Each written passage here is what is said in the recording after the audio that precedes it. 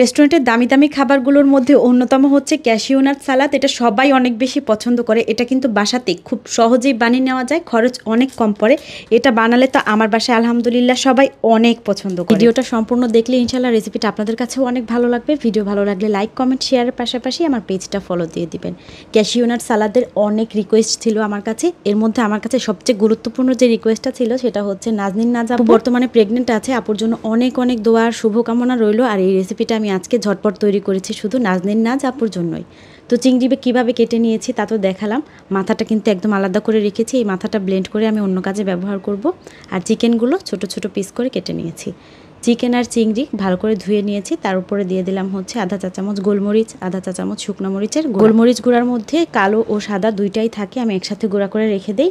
আর তারপর দিয়ে দিলাম সামান্য একটু লবণ। এখানে সয়া সস, ফিশ সস আর ম্যাগি সসটা ব্যবহার করছি। হাতের কাছে যে সসটা আছে একটা দিলেই হবে। কিকোম্যানের সয়া সসটা ভালো, আমি সবসময় বলি। আর ম্যাগি সয়া সসটা দিলেও হবে। আর লবণের পরিমাণটা একটু কম দিতে হবে, যেহেতু সসগুলো প্রত্যেকটার মধ্যেই লবণ আছে। একটু আদা রসুনের পেস্ট দিয়ে দিয়েছি।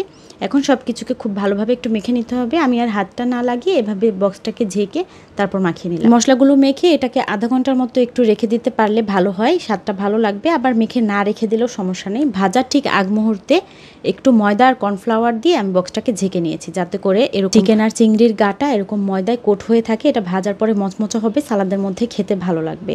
তবে যারা এই সালাদে ক্রিস্পি ভাবটা পছন্দ না করেন তাদের আর এরকম করে ময়দায় গড়িয়ে নেওয়ার প্রয়োজন নেই। অল্প তেল বা বাটারের মধ্যে এই চিংড়ি আর চিকেনটা ভেজে নিলে হবে।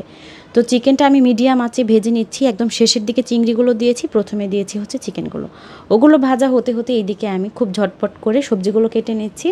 নিলাম ছোটো ছোটো দুইটা শসা, একটু টমেটো স্লাইস করে কেটে নিচ্ছি। একদম পাতলা পাতলা করে কেটে নিলেই ভালো হয় এটা। তো আমি একটু ক্রাঞ্চি পছন্দ করি, সেজন্য খুব বেশি মিহিভাবে পাতলা করি নাই। রেস্টুরেন্টে যেরকমভাবে দিয়ে থাকে আর কি, প্রায় ওরকমটাই করার চেষ্টা করেছি। সালাদটা খাওয়ার সময় এই সবজিগুলো যখন কচকচ করে আমার কাছে অনেক ভালো লাগে। তো পেঁয়াজ খেতে বেশি পছন্দ করলে এখানে 2টা পেঁয়াজ দিতাম। তো পেঁয়াজ আবার আমার একটু কম পছন্দ, আমার হাজব্যান্ড বেশি পছন্দ করে। তো মিডিয়াম সাইজের একটা পেঁয়াজ দিয়েছি, বড় সাইজের একটা কাঁচামরিচ কেটে দিয়ে দিলাম। আর সামান্য একটু গাজর দিয়ে দিয়েছি।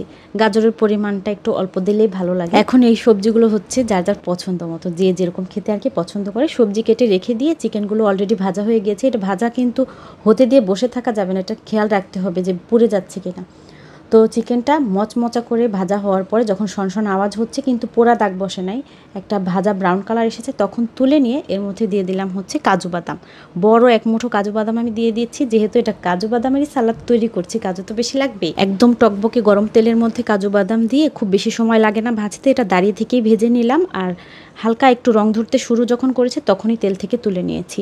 তারপর চিকেন, চিংড়ি, কাজু বাদাম সব সালাদ বানানোর জন্য সবজির উপরে দিয়ে দিলাম একসাথে।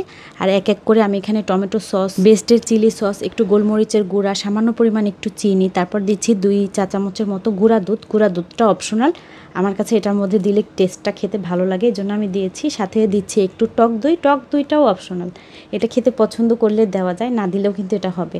আমার কাছে দিলে মজা লাগে। আর একদম শেষের দিকে এই বারবিকিউর ফ্লেভারটা আমার কাছে অনেক ভালো লাগে, এজন্য সামান্য পরিমাণে একটু আমেরিকান গার্ডেনের বারবিকিউ সসটা দিয়ে দিয়েছি। আর এখানে লাগবে একটু লেবুর রস। লবণটা এখানে বুঝে দিতে হবে, সব সসেই কিন্তু লবণ আছে।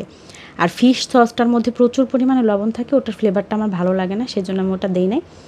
তো যেটুকু লবণ লাগবে একটু চেখে দেখার পরে আমি লবণ অ্যাড করে দিয়েছি। আর 2 ফালির মতো লেবুর রস দিয়েছি। সব কিছু যাতে একদম ক্রাঞ্চি থাকে, এটা খাওয়ার ঠিক আগ মুহূর্তে এই মিক্সটা করতে হয়। তো ঝটপট সব কিছুকে মাখিয়ে নিয়ে সার্ভিং ডিশে ঢেলে উপর থেকে সামান্য একটু ধনেপাতা কুচি ছড়িয়ে দিয়েছি। আর দিচ্ছি হচ্ছে ক্যাশিউ নাট। কি যে মজা হয় এই ক্যাশিউ নাট সালাদটা, একবার বাসায় না বানিয়ে খেলে কেউ বুঝতে পারবে না। এরপর আর রেস্টুরেন্ট যে এত দাম দিয়ে ক্যাশিউ নাট সালাদ কারো কিনে খেতে ইচ্ছে করবে না। মানে একদম তাজা তাজা ফ্রেশ ফ্রেশ। আজকে চিকেনটা চিংড়িটা দুইটাই ছিল একদম তাজা তাজা জিনিস দিয়ে করলে তো খেতে এমনিই বেশি ভালো লাগে, অনেক বেশি মজা হয়েছে।